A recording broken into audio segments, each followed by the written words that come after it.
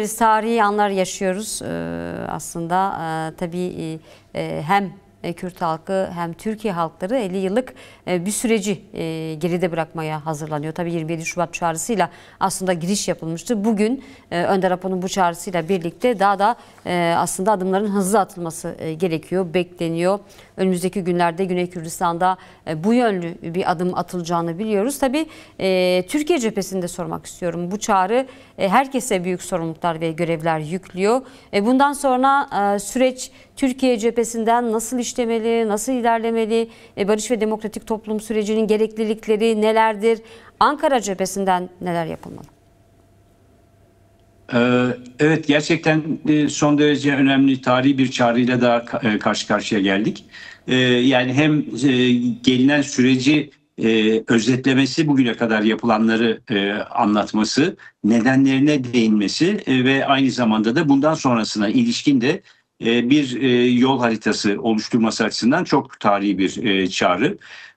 Burada da belirtildi, biraz evvel sizin yayında da ifade edildiği gibi gerçekten mesele bir 50 yıllık mücadelenin amacına ulaşması ve bir inkar meselesinin ortadan kalkmış olması, bir varlığın tanınması meselesinin artık gündemde olması nedeniyle adımların atıldığının ifade edilmesi büyük önem taşıyor. Yani gerçekten açıklama açısından da durumun tarif edilmesi açısından da çok büyük önem taşıyor.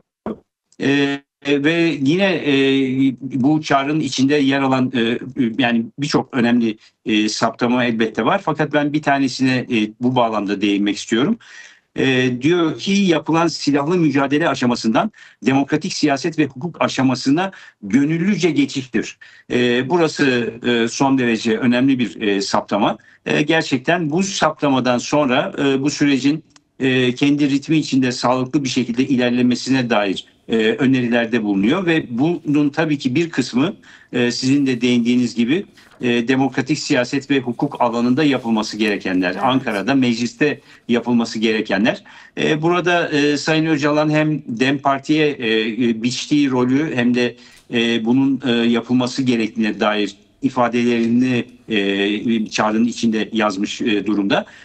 Hem de ben bu konuda bir iki şey söylemiş olayım.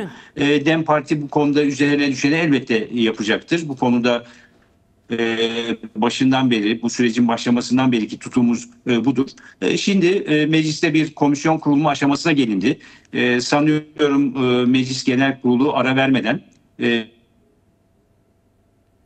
Saruhan Bey, Saruhan arkadaş. Ki yapılan görüşmeler o çerçeve. Sesim gelmiyor mu? Evet, sesiniz kesildi. Buyurun, şimdi geliyor. Buyurun. Tamam.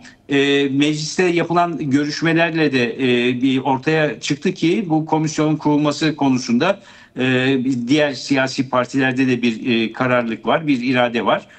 Meclis Başkanı bir aksilik olmazsa sanıyorum önümüzdeki günlerde mecliste bu komisyonun kurulması doğrultusunda bir adım daha atacaktır. Ve genel kurul yaz arasına girmeden evvel bu komisyonun kurulması büyük önem taşıyacaktır. Umuyoruz önümüzdeki bir hafta, 2 hafta içinde bu konuda bir sonuç alınacak ve komisyon kurulacaktır. Komisyon kurulduktan sonra yaz arasında da komisyonun kendi çalışmasını yapmasının önünde bir engel yoktur. Genel kurul ara veriyor ama komisyon çalışma yapabilecektir. Dolayısıyla orada değerlendirmeler yapmak, tartışmalar yapmak, hazırlıklar yapmak, hangi yasal düzenlemelerin olabileceğine dair bir takım tavsiyeleri oluşturmak büyük önem taşıyor. Öncelikli olarak demokratik siyaset alanında bu adımların atılması gerekiyor ve hukuk alanında da adımların atılması gerekiyor. Ve yani bir aksilik olmayacağını umut ediyoruz mecliste kurulacak bu komisyon açısından. Gerçekten yine Sayın Öcalan'ın... Evet, buyurun. Sizin sözlerinizi alalım. Daha sonra bir sorum olacak. Buyurun. Evet, son bir söz daha söylemek istiyordum. Yine bugünkü çağrıdan bir cümle gerçekten söylediği gibi ki önümüzdeki dönemin yol haritası açısından da önemli. Silahın değil, siyasetin ve toplumsal barışın gücüne inanıyorum diyor Sayın Öcalan. Ve sizi de bu ilkeyi hayata geçirmeye çağırıyorum diyor. Biz DEM Parti olarak bu çağrıyı çok önemli buluyoruz ve dediğim gibi üzerimize düşenleri yapmak için de adımlar atıyoruz. Peki hemen barışın toplumsallaştırmasını soracaktım. Şimdi Kürdistan'da röportajlar geliyor, programlar var, halk toplantıları var. Tabii Türkiye kentlerinde de DEM Parti bu çalışmayı yürütüyor. Ancak bütünen bir Türkiye'yi ilgilendiren bir sorun çözümünden söz ediyoruz ve Önder Apo'nun söylediklerinden yola çıkarak Önder Apo'nun tüm Türkiye'nin tüm katmanlarının, tüm farklı halklarının kimliklerinin de bu sürece onay vermesi, dahil olmasını çok önemsiyor Önder Apo. Peki bu noktada eksik kalınıyor mu Türkiye cephesinden? Çünkü mecliste yürüyen bir boyut var. Olması da gerekiyor. Anayasal, hukuki düzenlemeler gerekli sürecin güvencesi için. Ve aynı zamanda toplumsal boyutu da önemli. Bu noktada neler söylemek istersiniz? Daha neler yapılabilir bu barış talebinin toplumsallaşması için? Evet, çok önemli. Bu konuda yapılanların yetmediğini biz de düşünüyoruz. Daha fazlasının yapılması gerekiyor. Çünkü biz DEM Parti olarak bir karar aldık ve hem Kürdistan coğrafyasında hem Batı'da çok yoğun olarak halk buluşmaları, halk toplantıları yapıyoruz. Mahallelerde toplantılar yapıyoruz. Ve 2000'in üzerinde bir buluşmayı gerçekleştireceğiz yaz ayları içinde. Bu çalışmayı başlattık. Bu sürüyor bir taraftan. Aynı zamanda Batı'da sivil toplum kuruluşlarıyla, yöre dernekleriyle, aydınlarla, yazar çizerlerle görüşmeler gerçekleştiriyoruz. Ve bu görüşmelerde barışın toplumsallaşmasının önemini ve hangi adımların atılabileceğine dair önerilerimizi anlatıyoruz. Onların önerilerini alıyoruz. Farklı halklarla toplantılar yapıyoruz ve yapmaya da devam edeceğiz. Bu bizim açımızdan, DEM Parti açısından yapacağımız ve yapmakta olduğumuz meseleler. Fakat bu yetmez. Onu da söyleyeyim. Biz daha yoğun olarak bu çalışmayı sürdüreceğiz. Fakat diğer partilerinde, yani diğer siyasi partilerinde bu konuda üzerlerine düşeni yapmaları gerekiyor ve bu sürece katkılarını arttırmaları gerekiyor. Sadece süreci söz olarak desteklemek yetmiyor. Bu meselenin toplumsallaşması açısından adımlar atmaları gerekiyor.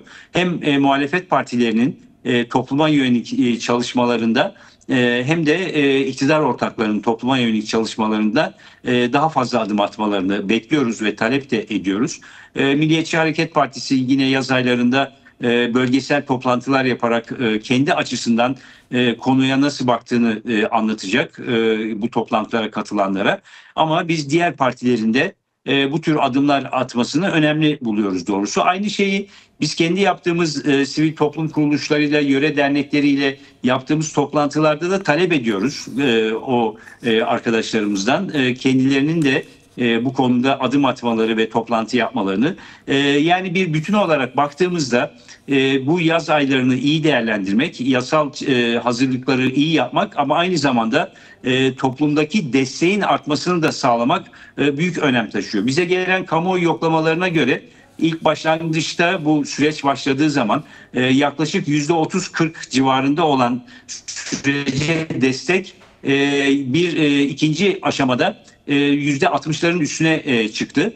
Bu önemli elbette. Toplumda bu konudaki rızanın, desteğin artmasını büyük önemli izliyoruz ve görüyoruz. Ama bunun daha yukarıya çıkması gerekiyor. Yani 2013-2015'i hatırlarsak o zamanki toplumdaki destek %70'ler 80'ler düzeyine kadar çıkmıştı. Bugün de yine aynı şekilde öyle bir düzeye çıkılması gerekiyor. Ben toplumun bu konuda hazır olduğu kanaatindeyim. Hem Kürdistan coğrafyasında hem Batı'da. Herkes evet tedirginlikler var, soru işaretleri var ama adım adım bu tedirginliklerin giderilmesi ve soru işaretlerinin ortadan kalkması için hem Sayın Öcalan önemli bir katkıda bulunuyor. Hem de bizler bu sürecin sağlıklı gelişmesi açısından elimizden geleni yapıyoruz.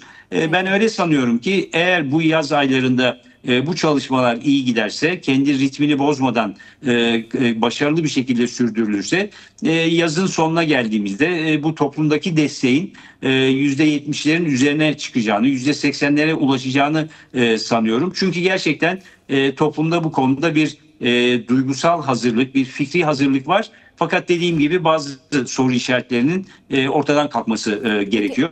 Bunun için de bizlerin biraz daha fazla çalışması Adalet Bakanı'yla sanırım haftaya bir görüşme olacak. Elime ulaşan bir son dakika bilgisi olarak bunu Evet. buradan aktarmak istiyorum. Bu görüşmenin önemi Evet. çünkü Önder Apo'nun çağrısında da var. Bu sürecin, barış ve demokratik toplum sürecinin hukuki ve anayasal güvenceye kavuşması, yapılması gereken düzenlemeler.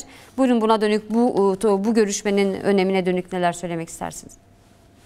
Evet, dediğiniz gibi bu görüşmenin önemi iki açıdan var bizim için. Bir, yasal düzenlemelerin çerçevesi hakkındaki görüş ve önerilerimizi aktarmak Adalet Bakanlığı'na. Çünkü bu konuda Adalet Bakanlığı meclis çalışması içinde de Adalet Komisyonu'nun önemi var elbette ki. İkisi de cezaevlerindeki durumla ilişkili bir aktarımlarımız olacak. Daha önce de yaptık. Dün yapılacaktı bu görüşme, fakat Adalet Bakanı'nın cenazeye katılması nedeniyle ertelendi. Önümüzdeki hafta yapılacak.